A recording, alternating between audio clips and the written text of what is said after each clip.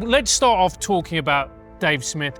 When was the last time you saw people who strongly disagree about political issues have that kind of conversation? We released the Ben Shapiro interview.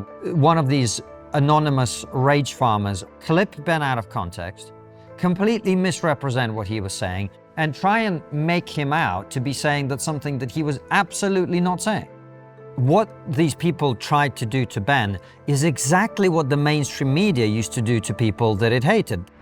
It's so much easier to pull something down, to break something, than it is to build something up, to create something, to be of genuine worth. And if you look at woke people, they're absolutely miserable. The people who are going down the route of bitterness and resentment on the right, they will discover that it doesn't lead you anywhere. Who was your favorite guest and why? I always like guests that are going to piss everyone off. So for that reason, I'm going to say Sam Harris. All right, Francis, we are wrapping up our US trip. This is the 33rd interview that we're recording, the final one. Dana Wise just walked out of the studio. By the time people see this, it'll be a couple of days since. And kind of a lot has happened, and we've only released like 5 of the episodes that we've done. I know, it's been amazing. Look, firstly, what an amazing trip. We have done 4 different cities, 3 different states, 3 different time zones. That's right. I don't even know what time it is. I mean, we all get up now anywhere between 4 and 5 o'clock in the morning, like Buddhist monks, because our body clock's broken. But it's been an amazing... We don't spend our evenings like Buddhist monks. No, that is true. Buddhist monks don't eat takeaway pizza. But anyway, it has been an amazing trip with some incredible guests. Look, let's start off talking about Dave Smith, who we recorded a matter of days ago. I mean, what a brilliant conversation, and props to Dave for coming on the show, number 1, and number 2, being an all-round good bloke. He was great. And actually, one of the things that I thought that happened is, when was the last time you saw people who strongly disagree about political issues have that kind of conversation on YouTube, on a podcast? When was the last time you saw that? 2.5, 3 hours if you're a supporter of ours on Substack, where you got to see another extra half an hour. 3 hours of 3 people, 2 people, it doesn't really matter how you frame it, who disagree about a lot of things, having a genuine conversation the way you would do with your best mate in the pub. We don't see it anymore. And that is the beautiful thing about the conversation. But it's also, there's a sad element to it, which is we've lost that ability. And one of the things that made me really proud of being part of that conversation was that we kind of helped to model a form of behavior which I think not that we're in danger of losing, but that has kind of been lost. Well, it's been lost.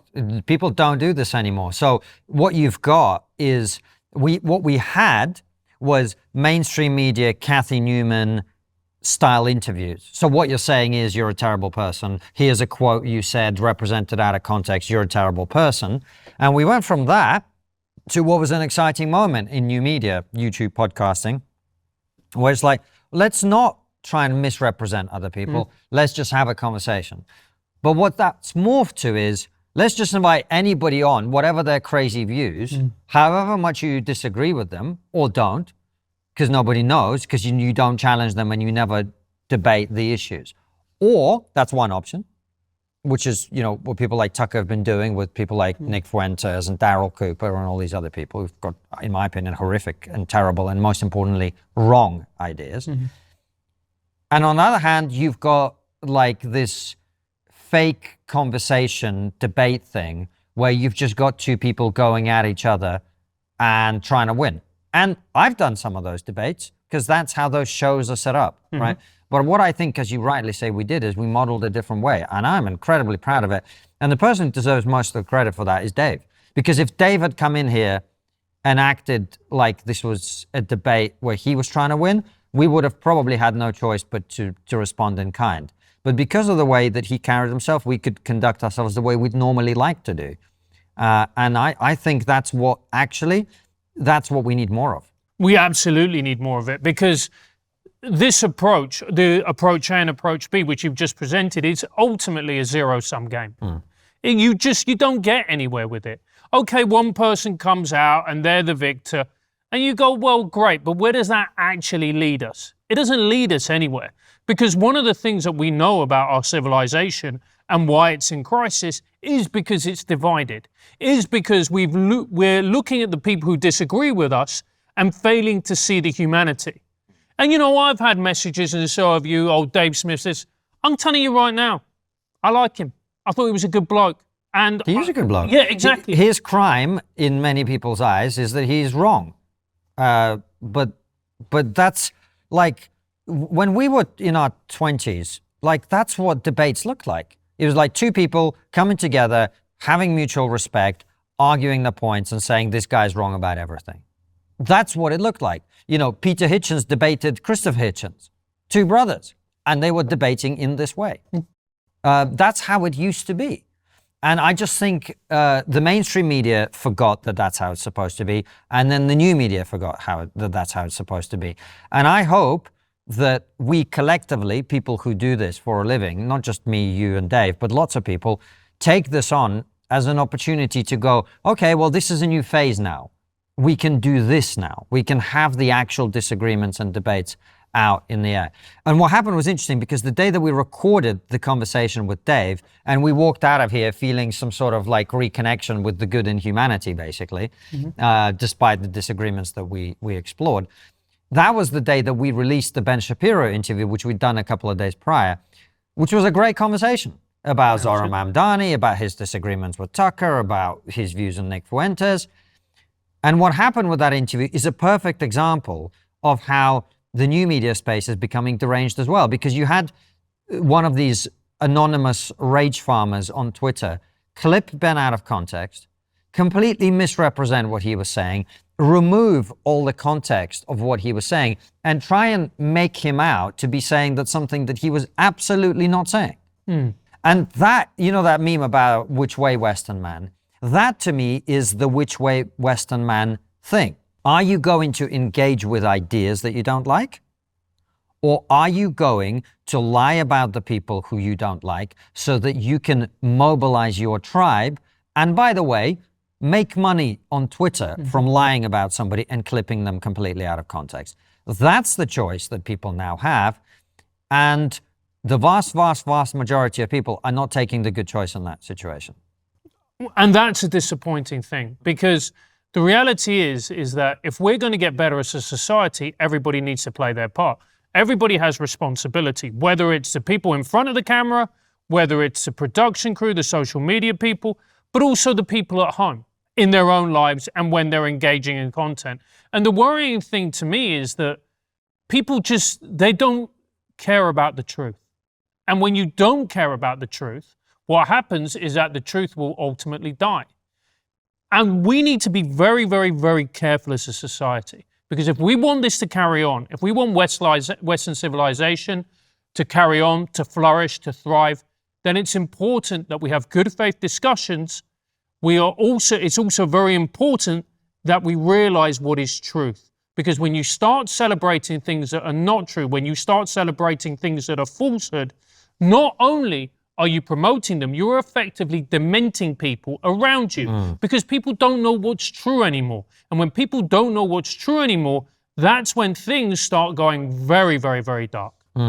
Well, that was the worrying thing to me, and not least because what these people tried to do to Ben is exactly what the mainstream media used to do to people that it hated. And while we have been here in the US, there's been a gigantic scandal. Tim Davie, the director of the BBC, had to resign. The CEO of news at the BBC had to resign. And the reason they had to resign is they did precisely what these people have done to Ben Shapiro, right? And this is a point I made when I wrote an article and did a video about the debate between Douglas Murray and Dave Smith on Joe Rogan, is we've got to a situation where everyone in the new media screams that the mainstream media has no standards while having none of their own, right? And unless we self-impose standards on ourselves, and also, as you rightly say, unless people realize that, yes, the gatekeepers are gone, and yes, that's great in some ways, but the flip side of that is, well, you as a consumer of information, or as a consumer of content,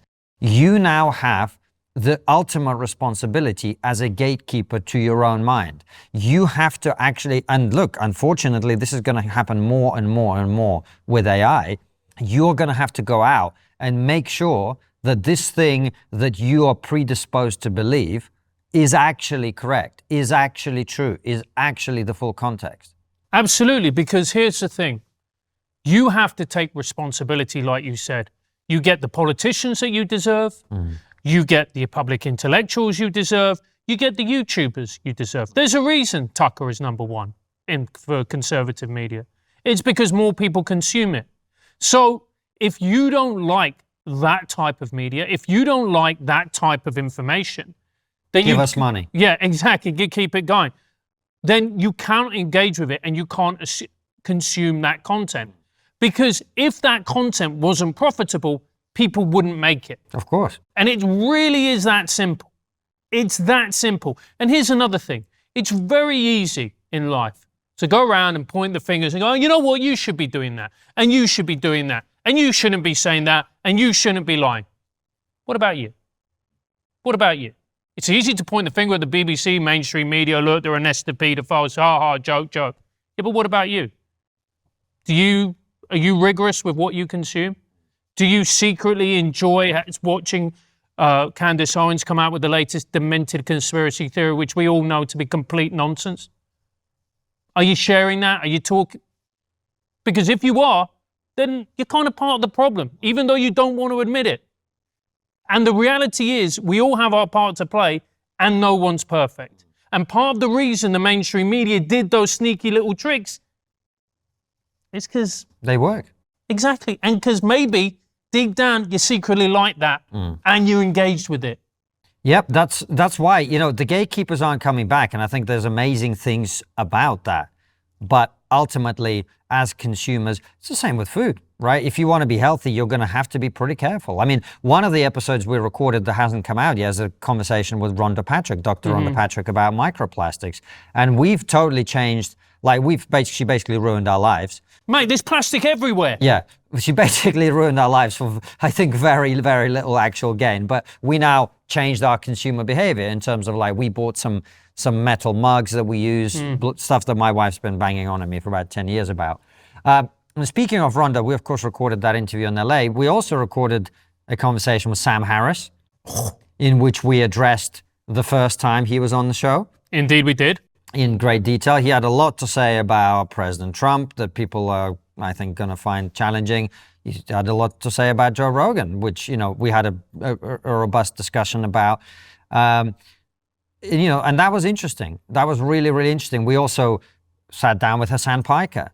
Now, it was early in the trip, so we weren't able, I think, because we hadn't spent as much time communicating with him, we did not go as hard at him as we did with Dave. And, I wish in many ways Hasan came after Dave, because I think we probably would have handled that in a more robust way. But still, we had an interesting conversation in which he basically he didn't say the words, I'm a communist, but he's currently in China celebrating being given Mao's little red book. And he did say in our interview, I don't have a problem being called a communist or something like that. So that was pretty intense. And then, dear, oh dear, oh dear, we went to San Francisco and we recorded a very, very good conversation with Owen McCabe, who runs one of the AI companies there. But we also had a little look around and we talked to a bunch of people in the world of AI. And you're walking around San Francisco, a good third of the cars there don't have human drivers. And here in New York, we were walking home the other day and there was a gigantic billboard from someone who I don't think has really thought this through, which said, stop hiring humans. The age of the AI employee is here. And they may be right. And in fact, I suspect they are right. But I don't think people understand what's coming. Something we've learned doing this show is that people's thoughts about a given issue often depend on where they get their news. That's why we use ground news to see how the same story is reported across the political spectrum. For example, take the story about Chicago Mayor Brandon Johnson signing an executive order creating so-called ICE-free zones. Follow along at ground.news/triggernometry Using ground news, straight away we can quickly see that the story is being covered by sources across the board, but with more coverage from outlets on the right. Scrolling down the page, ground news allows us to easily compare the headlines. We can see the Chicago Sun-Times, which is on the left, focused on the city's decision to declare municipal buildings ice-free. Meanwhile, The Hill, a centrist newspaper, simply stated that Chicago's mayor signs ice-free zone executive order. But the New York Post, on the right, went with White House blasts sick Chicago mayor for aiding illegal immigrant killers. Same news story, completely different takes. Ground news compiles these divergent perspectives in one place. Another feature we use heavily at TRIGGERnometry is the blind spot feed, which highlights where coverage is lopsided, lets you compare bias across the political spectrum, and shows what's being emphasized or ignored. If you care about getting to the truth by seeing things from all angles, ground news is essential. Go to ground.news/TRIGGERnometry and get 40% off their unlimited Vantage plan. That's the plan we use. That link again is ground.news/TRIGGERnometry. I found San Francisco as a place incredibly sobering, because people might be surprised to know this, but I'm not really up on the whole AI thing. It's not really something that I would call an area of expertise at all. The most I've delved into it is being on Joe's show, JRE, where he spoke to us about AI and afterwards, and that got me pretty worried. But then when we went for a dinner with some people from AI, some people who from the AI world, these were fairly high level people in AI. There's a mix of perspective. There's a mix of perspective. As there is in any industry. As there is in any industry. But there is one extreme of perspectives, which I found particularly concerning, if I'm being honest. Well, we had this discussion with Owen McCabe in that interview, which is like, my big worry is not even people's desire to make money. It's a bunch of people on the spectrum who are super excited about playing with this cool toy, who I don't think have any understanding of the repercussions of the thing that they're playing with, because they only see the upside. And the upside of AI is enormous. It could transform the way we do health. It could transform the way we defend ourselves. It could transform the way we communicate. It could transform not having to have humans do dangerous, demeaning, boring, unfulfilling, repetitive jobs. But in the process, we are opening a Pandora's box. And this is the worrying thing, is that when you talk to people, if they're honest, and you go, what's coming down the line? If they're honest, they go, well, we think this might happen, but actually we don't know. And you're going, what, you, the person who's one of the forefront of this particular technological innovation movement, you don't know what's coming next? Well, they're like, well, we think we do, but there's going to be stuff that we don't. No one knows what's coming next. And that's a very, it's concerning. I'm going to be honest with you, it's concerning. Look, man, truthfully, I've got to be honest. I don't think anyone actually knows whether there's going to be such a thing as a job 10 years from now. The world needs podcasters, mate.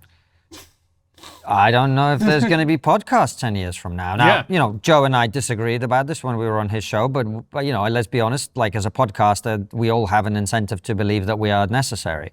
But he said that 20 minutes after playing us AI music that's better than any human music I've ever heard. If we don't need human musicians, why do we need human podcasters? It doesn't make that much sense. No. Right? Now, I get it. You know, his argument is, well, you know, people like a perspective. I think the vast majority of people have absolutely no idea what's coming. No. And the reality is, maybe talking about it is kind of pointless because you can't stop it. No, I would push back on it, because I think what talking about it does is it helps people to understand. And if you help to understand something, you can strategize against it more effectively. Understand what? Like you said it yourself, the people running the industry don't understand. But you will gain a greater understanding. The more you talk, the more you investigate, you will gain a greater level of understanding. Okay, Francis, we've gained a level of understanding, right? You know I have a 3-year-old son. which career do you think is going to exist by the time he's ready to go into the workplace, based on your understanding? I would say, I would say things like restoration. Restoration? Like restoring old buildings. Okay. Plumbing. I would say, from the people that I spoke to when I was in San Francisco and other people privately, they were like, those are the types that are going to be electrician. Things that you're going to be working with your hands. Skilled manual labor. Skilled manual labor. All right. Well, everyone's got to become a plumber. What percentage of people are going to be doing those jobs, man? Well, this is it. And you're going to look at driving jobs? Right. Compare that to trucking. Yeah. Well, trucking in the United States employs around 80,000 people. I think it's way more than that. Driving jobs as a whole employ over 500,000. Right. And then you go, and those jobs are primarily done by men. Mm-hmm. They're primarily done by men of a certain age, younger men. What are we going to do with those men who don't have access to that type of job? Because the last thing you want as a society is a group of young men who don't have a job, are disenfranchised, and feel angry. That's when things start getting a bit funky politically. That's when it starts getting worrying, because young men directionless and angry, that's how political movements start getting a bit more extreme, shall we just say. Well, of course, and you're seeing it already. You know, Nick Fuentes, who just people keep asking us, we've invited him on the show. He may come on at some point. We'll handle it in exactly the way that we handled Dave, with strong, robust challenge of ideas. You're seeing that there was a whole big blow up with the Heritage Foundation. There's basically a battle being fought on the American right over what it means to be on the right, whether basically neo-fascist ideas are welcome in the movement. It's kind of a worrying situation in of itself. But I don't think it's as ideological as it is a frustrated group of young men who've been shot on their entire adult and teenage lives, told that they're the worst of everything. And it's interesting because a friend of mine messaged me and said, well, you guys keep talking about, men have had a bad deal, but I think back 30 or 40 years, boys in the education system, if they didn't sit still and didn't behave, they'd get beaten, right? They'd get physically punished. And I explained to her, because I think the sexual dynamics here are important, that for a young man, being hit is nowhere near as bad as being humiliated. And what the generation of young men coming up now have been through is their entire life, they've heard that their group, everyone else is great. If you're a black trans lesbian, you are on the pedestal and you are to be celebrated, right? If you are a young white man, you are literally a piece of shit. And you are at the bottom of the hierarchy and you need to step aside. And by the way, it's important to say, it may well be true that historically speaking, women have had a raw deal in society. I don't know if it's exactly true in the way that, crazy feminists think it is, but I think there's some truth to that, historically speaking. But it was never the fault of 15-year-old Zoomers. No. They neither created that system nor benefited from it. They've grown up in a system where they've been the punching bag and the punchline. And this, to me, was one of the main reasons why we push back against wokeness, progressivism, whatever it is that you want to call that movement. Because for me, there was, even when they were talking about issues that I thought, actually, you've got a point, it was done in a spirit that I found profoundly worrying, because it was done with the air of somebody wanting revenge. And the problem is, as Gandhi said, an eye for an eye and the world will soon be blind. Because if you enact revenge on someone, particularly someone who doesn't deserve it, hasn't done anything wrong, and you punish them, particularly men, once they grow up, you know what they're going to want? They're going to want revenge. And that's what you've got going on right now. Yeah. And it's like, all right, you've made me feel miserable. You've told me that I'm not worth anything. You have demeaned me, you've smeared me, you've laughed at me, you've humiliated me. You know what, princess? It's time for yours. And that's what's happened, and that's what we're seeing now. And that's why you're seeing, I think, on the left and right, movements that are becoming bigger and bigger that literally have zero constructive agenda whatsoever. There's no constructive agenda to them. I mean, if you think about this thing that's happening on the right, really, and this is a debate that's important to have, is the people who are trying to push all these horrific ideas into the mainstream of the right, they are not helping the Republicans who are currently in charge to deliver the things that the American electorate voted for. They are, in fact, making it easier for a Democrat to come in and to reopen the border as one of the many other things that will happen in reaction to this. So what you have is you simply have groups of people who now view pulling everything down and destroying everything as the only thing worth doing. And there's many reasons for that. Number one, because you get a sheer visceral thrill out of destroying something. Oh. Everyone does. You kick in a window, you get a little bit of excitement. I've never done it, man. I'm middle class. But you know, you do something, you kick in a window, wherever, you get a little bit of adrenaline, you get a little burst. But there's something more profound to it.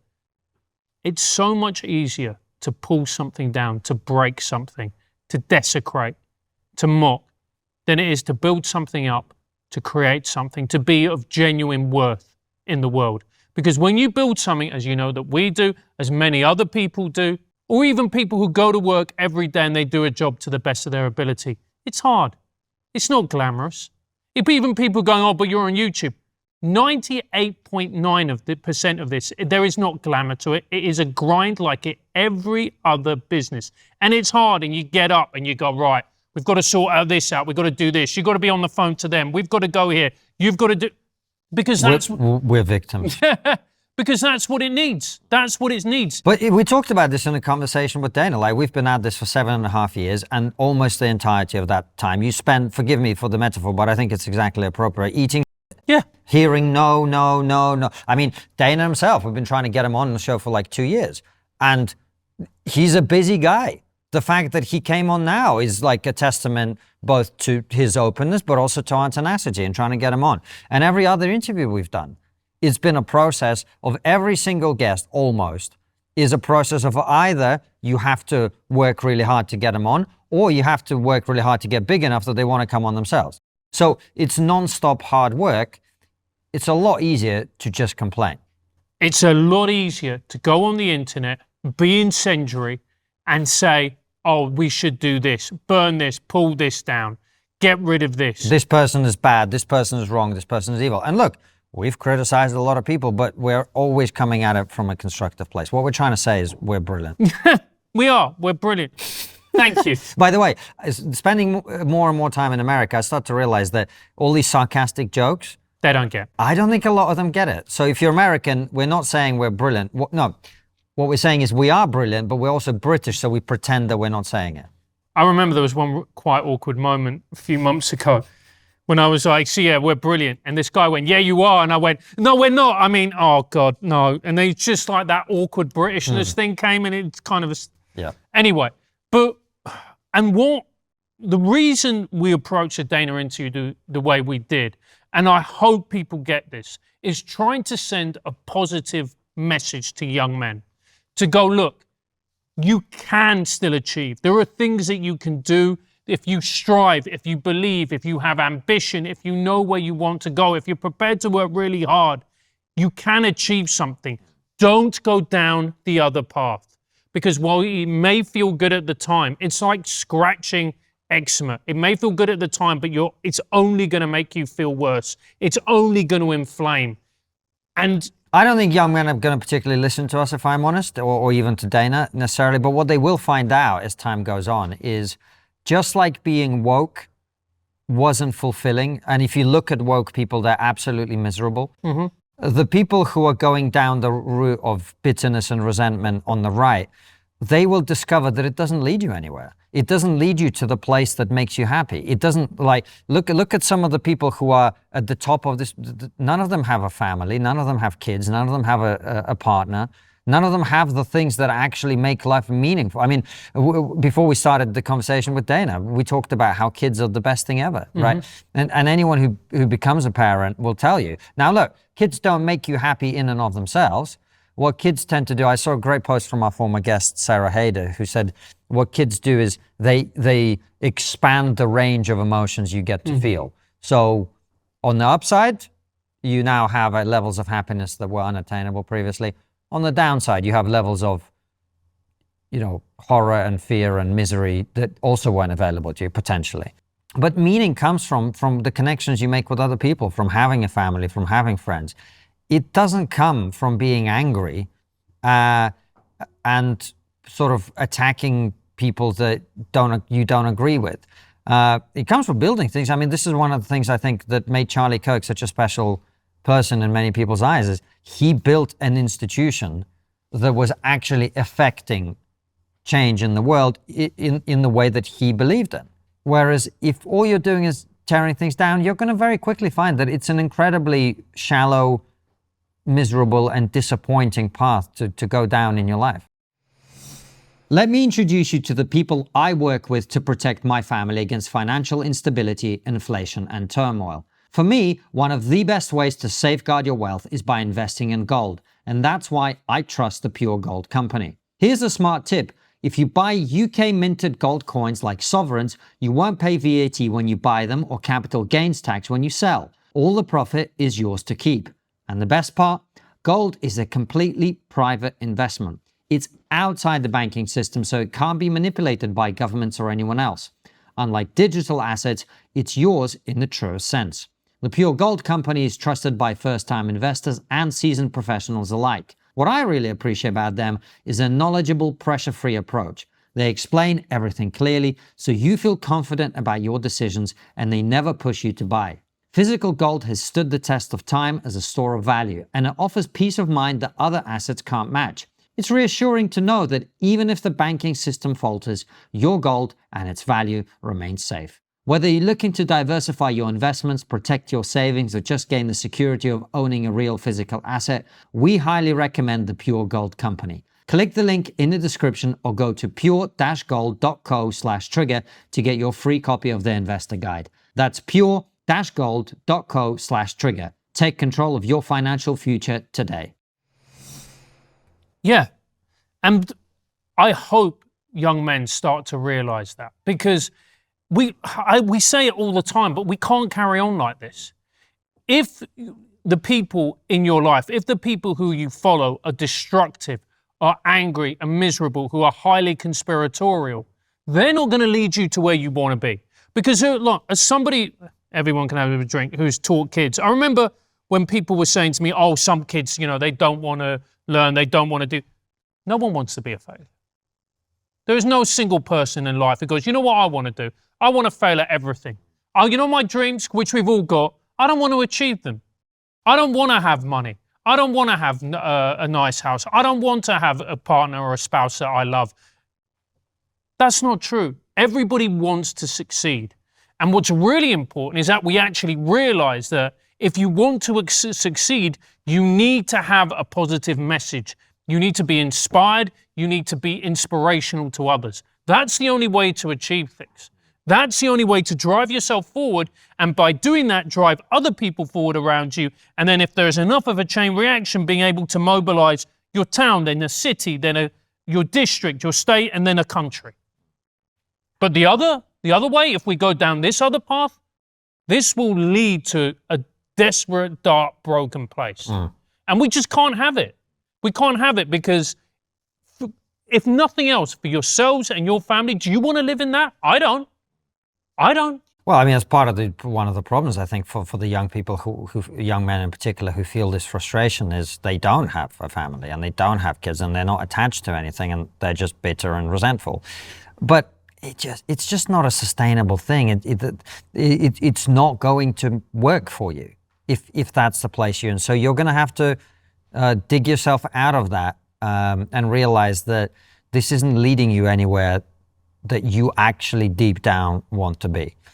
I mean, another thing that, this is something we talked about with Ben in our conversation that's happening is obviously there's a far left movement that's also happening. And, one of the things you and I have been talking about for a long time, and trying, by the way, to get people on the right to acknowledge, is that affordability, particularly of housing, is a gigantic issue, and you can't skirt around that. Now, look, I think Ben made a fantastic point that has been badly misrepresented. He said, if you want to deal with affordability, you have to change the policies. But if the policies aren't going to change, you have to in America, in American history, actually the seeking of opportunity elsewhere is literally America. Yeah. Right? And look at the content creators in our space. Let's take a look. Go down the list. Joe Rogan moved from California to Austin. Why? Because he didn't like what was happening in California. He didn't sit in his basement and whine, did he? Dave Rubin, Ben Shapiro, they've all moved.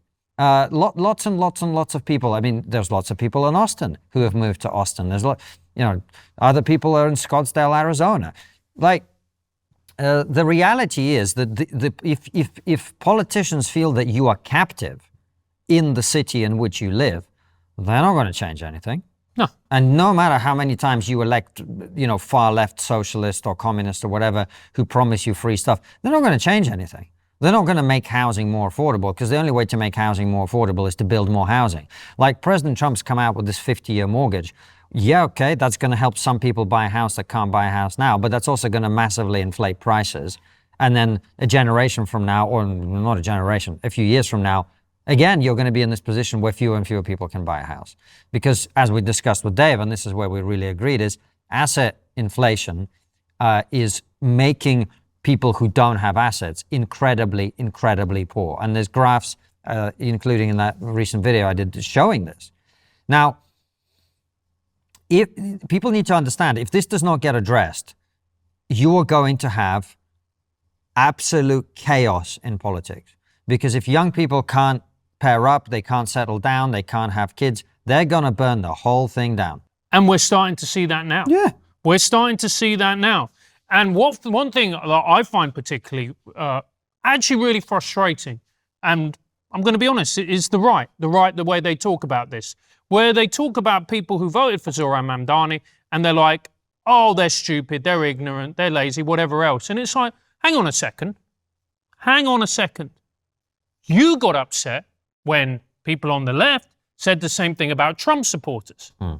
When Trump was addressing very real issues that people in blue-collar jobs, the left-behind towns, in the Rust Belt, we all know the narratives, when he was talking to them. And you were angry when the left criticized and mocked them. But now you're mocking people who are moving to the populist left. Can you not see that there's actually more in common with both sides than you might want to pretend? I would quibble with your analogy a little bit, although I think there's a lot of truth to it. But President Trump was going to close the border and did. Zohran Mamdani is not going to solve New York's problems. I'm talking more about how people particularly talk about supporters. Yeah, that's not helpful. Of course it's not. But I do think there's a qualitative difference between these two things. And it's not because I'm pro-Trump and anti-Mamdani, although, I'm no fan of Mamdani, of course. But yeah, I take your point. I mean, look, demonizing millions of people for having a different voting preference to you is never smart, because you're not going to win any of them over. That said, I mean, look, there's a lot's been written about Mamdani's election. One of the things that's been pointed out is like Mamdani only did well with people who weren't born in America. On a group basis. And that's another thing, which is, there do seem to be quite a lot of people in all of our countries in the West who've come from other places, and instead of embracing the things that made the West great, they seem to, for some reason, want to make our countries more like the countries they've come from, which I think you and I, who've either come or whose parents have come from other places, just really struggle to understand. And one of the great interviews we recorded on this trip was actually about your family's ancestry and country, which was Venezuela. We had this great guy called Daniel DiMartino on the show. You absolutely smashed it talking about Venezuela. Yeah, and to me, that was one of the highlights of the trip, because, look, I don't mind. Jokes are jokes. Fine. But when you see a country perpetually used as a punchline, but people never engage, they never actually talk about it honestly. And I think it's really important for people to actually understand what socialism genuinely means. What does it mean to have a country that's socialist? What does it mean to have a country that should actually be the Dubai of South America? Because we're richer than Dubai. We technically could be richer than Saudi Arabia if we're run properly. But we have socialism, and as a result of that, everything was decimated. The country was plunged into poverty. 9 million people left. 9 million people. And it's one of the reasons I'm so proud of it was because of the way we handled the conversation, because Daniel was magnificent in the way he put forward and explained what happened in Venezuela, but also because it's, we're so far away now from socialism in what many people experience, that to them it's like they're rediscovering this new idea. Hey, you know what? Maybe the world can be fairer. There won't be poor people. We'll all be equal. And no, that's not how it works. It's a magic trick. You get shown something and you think, isn't this brilliant? And then you get the reveal at the end of it. And the reveal is, there is no freedom. There's no free speech. If you criticize the government, you're going to be in jail. And you know what? We're all going to be plunged into desperate, miserable poverty. Sounds like Britain, mate. Well, yeah. But that's the thing that they still have here in America, which is, and it's why I loved our conversation with Dana, and it's why I loved the coming here and having conversations. It's because there is still optimism here. And that is so important and it's so powerful. And I know it's what you love about being here. Of course, it's fantastic. And, every time we come here, it's not just about having great conversations with fascinating people. It's also, it changes us every time we're here. We become better as interviewers. We have better conversations. Like the way we would have interviewed Hasan Piker if we interviewed him after Dave Smith would have been very different. Yeah. And that's because Dave made us better as interviewers. Yeah. The things we engage with here makes us better as interviewers. I know these might seem like minor details to people, but for fans of the show, these probably are interesting observations. Like Brandon Tatum, Officer Tatum, when we had him on, he spoke for 35 minutes uninterrupted in answering our first questions. I dare you to find one interviewer on the internet who would let somebody speak for 35 minutes and say nothing.